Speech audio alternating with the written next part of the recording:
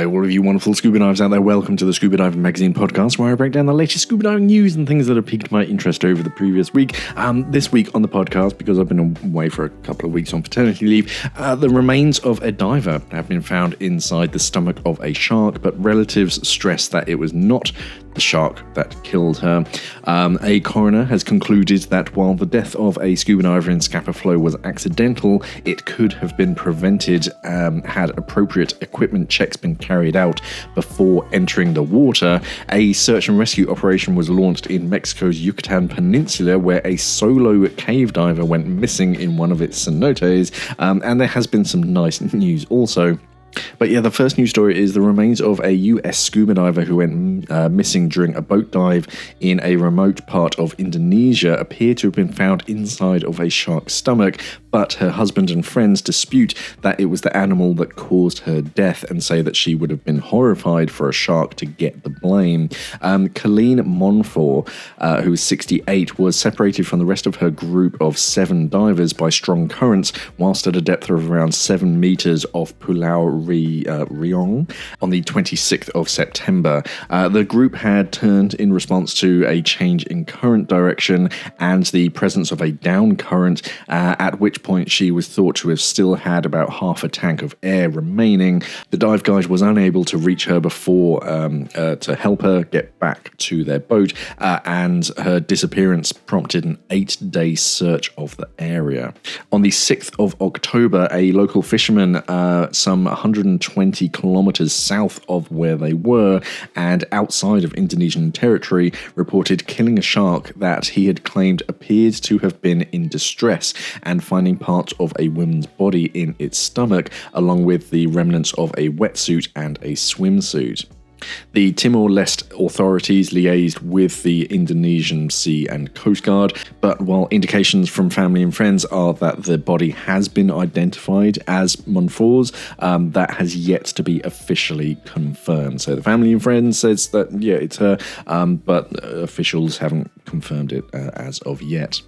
She was described as a very experienced diver, and they say that the currents on the dive had been considered manageable and that she had most probably died as the result of an unspecified medical issue. Whilst it was possible that a shark had consumed her body after death, it was highly unlikely to have attacked her or caused her to die. Shark attacks are very rare in the area. A quote from one of her friends said, A quote from one of her friends on social media says, sharks have a stomach that is adapted for rapid digestion. The stomach contains strong acids and enzymes that break down the food quickly into smaller particles. Her body was identifiable. Her fingerprints, again identifiable, are being used by our US embassy and the local government for proof of death. This would not be possible if the shark had attacked her weeks ago. It seems they've also managed to recover the dive computer and photos on the dive as well as other statements from other divers and the dive guide. All of that altogether suggests that she died as the result of a medical issue, not a shark attack. It was just the shark most likely came across her body in the water days, weeks later, and of course they don't want the shark or any of the local shark population to get any of the blame. In the summer of 2021, we reported that the body of an unnamed diver had been recovered the day after his disappearance on the 27th of June, following a major search centered around the Orkney Islands in Scapa Flow. Now, more than 3 years later, the inquest into the death of 57-year-old David Pleece from Derbyshire has now concluded. He had been exploring the wreck of the Brummer, which is a light cruiser, as part of a dive group on what was described as a week-long bucket list holiday, and he was reported by fellow divers to have gone missing on his second dive of the day. The body was eventually found by a local diver face down some 20 meters away from the shipwreck, which lies at a maximum depth of 36 meters. Assistant Coroner Sophie Lomas was told that no mechanical defects had been found on the diving equipment that he had been using, but the wing inflator hose had been disconnected when he entered the water. The diver's experience level was not defined, but he was described as having undertaken, quote, several scuba diving training courses. Further quoting, The reality is that because the hose was not connected from the moment David entered the water, sadly the outcome was set, according to Lomas, adding that whilst it was unclear that what personal checks the diver had carried out, experienced divers tended to do fewer team checks. Quoting again, he was unable to control his buoyancy and descended quickly. It is unlikely his team members would have been able to do anything in the limited time available. I would like to highlight to all the diving community that these checks are very important and that carrying out personal and body checks, regardless of your level of expertise, can have a significant impact in terms of what then follows. The coroner decided to not complete a, quote, prevention of future deaths report. However, because she said that what happened had been attitudinal rather than representing a gap of training or knowledge or something the organisations are not doing properly. It's just, we need to talk about these kind of things. I know buddy checks are boring, but they do have their place, and it is vitally important that we run through them. And yeah, I mean, I think back to the HSE training and the rigorous, you had to go through every single checklist, like this, that, make sure that everything was ticked off, everything's fine, and yeah, you're getting double checked by someone else. Yeah, I'm all for like checking yourself, but two eyes or two pairs of eyes are better than one. So yeah, just go through your buddy checks. Because yeah, it could be something as simple as a disconnected low pressure inflator hose, and yeah, that can make all the difference in those kind of situations. So yeah, check over your dive equipment when you're getting kitted up. Think of it like a pre-flight check. You think about the amount of time that you spend just waiting for the aeroplane to take off. Yeah, that's because they're checking absolutely everything, and they have to. It should be the same for your dive equipment. Moving over to Mexico, where there was a missing solo diver. The diver was found dead with 2 empty cylinders at a depth of 25 to 28 meters, almost exactly 2 days after entering a cenote. On the 6th of October, according to local press reports, which described him as being found trapped inside a cavity, a 3rd cylinder appeared to be missing. Argentinian diver Roberto Omar Alejandro Gandini Buicks, who was 51, was reported to have been a professional diver who worked off of the Yucatan coast and to have had experience as a cave diver. His dive began at around 11 a.m. on the 4th of October on the site in San Antonio Mulix, which is 50 kilometers south of the city of Merida.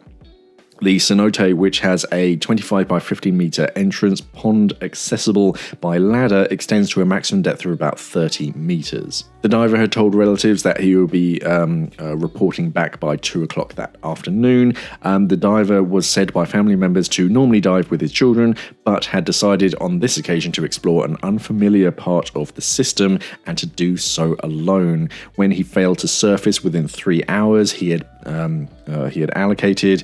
Relatives called San Antonio police, and its officers carried out an initial search. They were followed up by a rescue team consisting of some 20 divers from the Yucatan Sports Technical Divers Association and the fire department personnel as well, who cordoned off the cenote whilst the search was being carried out. The body was extracted and a post-mortem examination is being carried out by state police and the forensic medical service as an inquiry into the fatality is underway. Just further goes to show just how dangerous diving in overhead environments can be, even for the most qualified. Now, the authorities have the very hard task of trying to work out what happened based on what they have. So time will tell. We'll see if we can find the conclusion of the report. On to some lighter news. There's a prize draw, which is open from now until the 28th of November 2024, which is aiming to help generate crucial funds for protecting sharks in the future, according to the UK-based charity Bite Back Shark and Marine Conservation. There are prizes worth £10,000 British pounds, including celebrity experiences, products and tuition that can be won for a £5 outlay in an online draw to celebrate their 20th anniversary. Topping the list of prizes are the chance to spend time with TV wildlife presenter Steve Backshall, a workout session with extreme adventurer Aldo Kane, a kayaking trip alongside whitewater expert and diver Sal Montgomery, and a Zoom call with a famed shark whisperer Christina Zenato. Quoting, "Some of the most admired companies in the diving and scuba industry have been quick to support the charity with fabulous prizes that make the £5 ticket price worth more than just a flutter." That's according to Bite Back, the charity themselves. It's referring to the likes of Master Liverboards, the British Subaquatic Club, Midlands Diving Chamber, Go Freediving, and Blue Shark Snorkel, who have all donated experience prizes, while celebrated photographer Alex Mustard had donated a print, and artists Scott Gleed and Oliver Ledger have gifted a sculpture and illustration to help boost the fundraising pot. Fourth Element has donated ocean positive equipment, whilst LA watch company Nodus has provided a dive watch. The charity also has a 5-star stay at the Bankside Hotel in London and a family visit to the Longleat Safari Park on offer among the array of prizes. To enter the competition, visit the Bite Back website. I'll pop a link to our news article in the description under this video, and there's a link in there. Prize winners are going to be announced on the 1st of December 2024, but yeah, that's something worth checking out. There was another competition, but I think it's already come to an end. It was for the serial number 1 Apex MTX RC. Their 50th anniversary edition, and I think it's signed by one of the founders of Apex. So, but yeah, I think that has finished. So, sorry if you missed out on that. I would have told you, but I was away. A Ukrainian freediver has set a new no fins world record, which is pretty cool.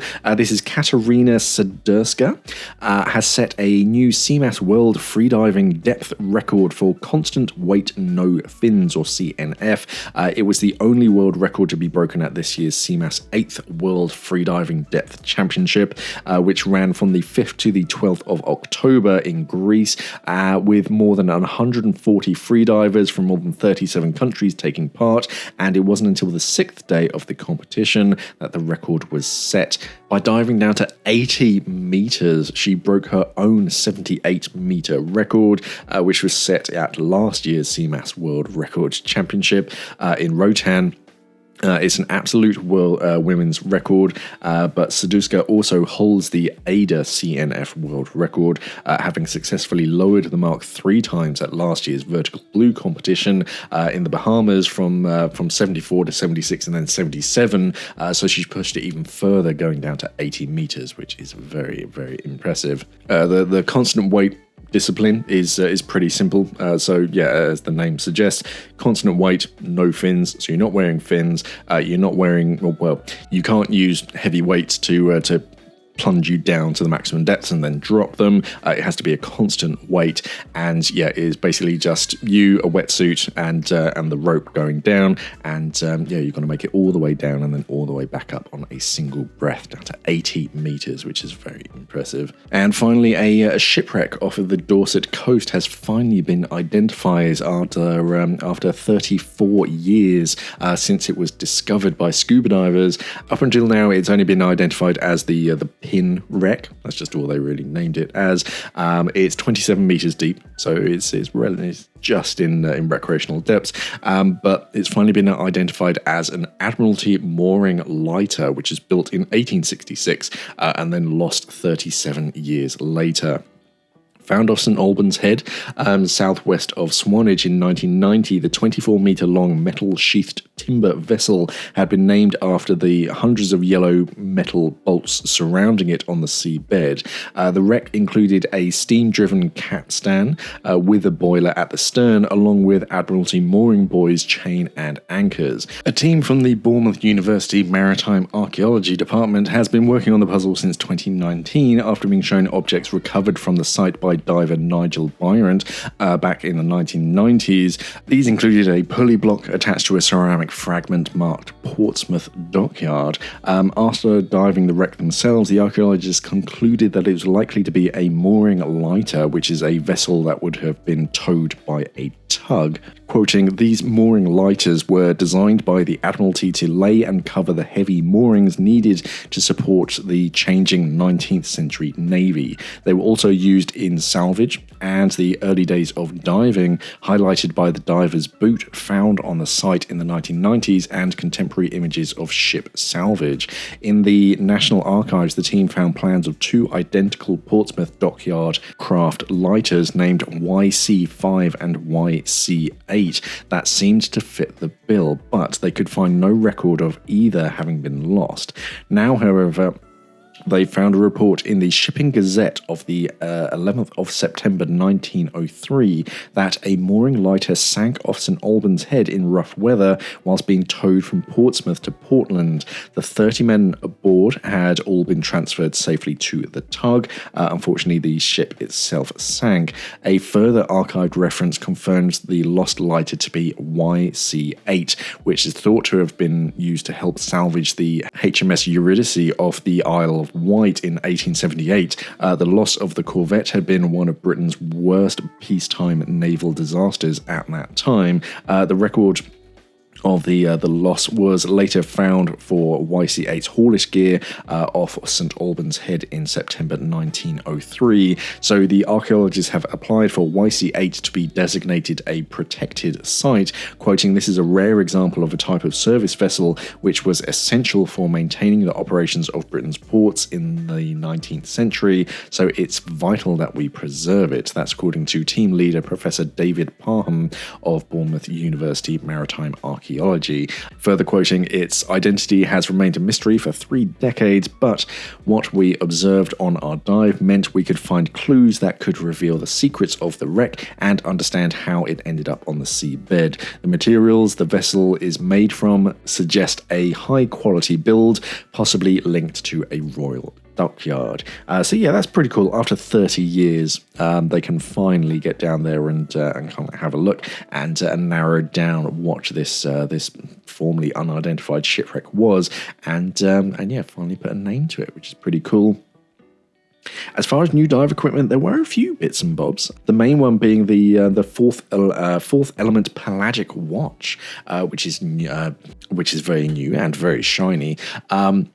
So Fourth Element, best known for their exposure protection, they've been branching out into different areas of dive equipment recently. They started off with a mask. I mean, they did bags and all that kind of stuff, but yeah, they moved on to masks and fins and things. And now they've brought out their pelagic watch, which is pretty cool. There's 2 versions, and they're making it very exclusive. You can buy it directly from themselves. And there's a list of 1, 2, 3, 4, 5, 6, 7, 8 dive stores that you can purchase it from. So it's very exclusive. It's fairly pricey, at just shy of £1,500. But yeah, it's a smart dive watch. It's got an automatic movement, which is always useful. The traditional like diver's bezel and a nice big oversized crown. There's 2 versions. You got the metal bracelet or the rubber. But yeah, they're very good looking, and it's got the I imagine I do like watches and timepieces and things, but I'm not really up on all the lingo, as it were. It's got a transparent back to it, so you can see the movement inside of it, which is cool. And yeah, just a nice understated. It's just a nice classic like black with white detail diver's watch. So yeah, a nice Christmas gift if anyone's feeling charitable and wants to send me one. They also released new designs for their Hydro T, their rash guards, both men's and women's, long and short sleeve. And they're part of their Ocean Positive range, so it's made from recycled materials, lots of different colours. So yeah, if you're in the market for a new rash vest, then yeah, you can head over to their website or your local Fourth Element dealer. And it seems that Fourth Element have a new website, which is pretty cool. It's a nice, modern, very lots of diving action pictures to showcase their dive equipment. But I think that was about it as far as new dive equipment. My finger wasn't really on the pulse because I had other things on my mind over the past couple of weeks. But yeah, let's jump into some Ask Mark questions. So the first one comes from I'm going to say Manisa Heron. Who says, I'm a newer diver, just got my EAN certification. Any advice on good gas analyzers that don't need an air cylinder for calibration? It's quite rare to have, it depends how accurate you need your reading to be. If you really do need that like perfect calibration, then yeah, you kind of require a cylinder where you know the gas mix is. Most divers that I know, myself included, we just calibrate on air, which is usually around 20.9%. Some divers just round up to 21. I know it changes based on like geography and humidity and all that kind of stuff. But yeah, 20.9, you're usually pretty safe. What's it called? Analox O2E2 Pro is the pretty standard one. You see a lot of divers with that. Is it Dive Soft? The DNA, the new one. That's pretty cool. It's like a red torpedo, and it uses Bluetooth to talk to an app on your phone to analyze your gas mix. It's not as small as I originally thought it was when I first saw it. They had like the CAD drawings of it, and I thought it was pretty small. It would like fit in your pocket. But then when I actually saw one for real, you're like, oh, okay, it's actually a decent size. But yeah, most gas analyzers have some kind of a dial or something to calibrate. And on most dive boats, you'll just see this communal analyzer, and it'll either have like a calibrate dial that you just like waft it around in some fresh air, so you flush out any nitrox that might be inside the actual testing tube, and once that settles, you dial it down to 20.9, and then you test your gas against that. But no, it is quite rare, in my experience, to test it against different nitrox mixes just to calibrate it. It's I personally just test it against the surrounding air. Nicolina. I'm about to buy my first dry suit, and there's not a lot of information about possible dry gloves or cuff systems, and even less as a comparison. Can you please explain? Thank you a lot in advance. Yeah, that's because there's a lot of different systems out there, and there's a lot of trying to think of the way. This is why there isn't an overall comprehensive video covering it, because there's so many different like variables, as it were. There's a bunch of different brands out there. The biggest one is probably going to be SCUBA, because they have a metal ring system and a relatively, I never like the term universal, because nothing's universal in scuba diving. But yeah, SCUBA, you can fit to most dry suits in some kind of configuration. It all depends on... If you're getting a brand new dry suit, that's the best possible starting blocks, because you can have dry gloves fitted directly to the suit, in which case there will be a ring. It's either going to be metal or plastic that's physically glued to the sleeve of your suit. Then you often get a second ring, which will then hold your cuff seal in place, because you still have a cuff seal so you can wear it without dry gloves. It's usually silicone or latex. Neoprene cuff seals, they're quite chunky, so it makes it quite hard to seal against it, and they only have one sealing surface. So you don't see too many dry glove systems for neoprene. I think they do exist, but they're very rare. But yeah, if you're having it fitted to your actual dry suit, then yeah, you have that second ring that holds your cuff seal in place, and then you have a third ring that you attach your dry glove to with like a big O-ring, and then that kind of slots into like the second or the third ring, and that's how you get your dry glove. if you already have a dry suit, if it has a latex cuff seal, then you can use, again, something like SCUBA, where you get a ring that slips down the inside of your sleeve. That's why they come in different sizes, to be able to fit down bigger and smaller sleeves, and that attaches onto the cuff seal itself, and then you get a second ring that holds onto the glove, and then that becomes your dry glove. Or you can use, if you have a dry suit with silicone cuff seals, chances are it has a Cytec Q. I can't remember what it says. A Cytec glove. A Cytec cuff ring built into the dry suit sleeve, and that's a pretty standard size. So you can pop that like old oval cuff ring and then fit a replacement. The Cytec make one. Antares, but there are others. Fourth Element have the Ellipse. Waterproof have the Ultima, which is what I have on one of my dry suits, and yeah, it just replaces it, and then you have that glove ring. There's a lot of options out there, and because they're all made by like different brands, it is really hard for one person to get all of the different systems in and show you how they all different work. Santi have their smart ring system, which is pretty cool. It's all flexible and like rubberized, as opposed to like more rigid. So yeah, there's lots out there. I'd love to do a video on it, but it'll be very long, very boring, and very specific, so it's going to take forever to make. But yeah, have a chat with your dry suit manufacturer.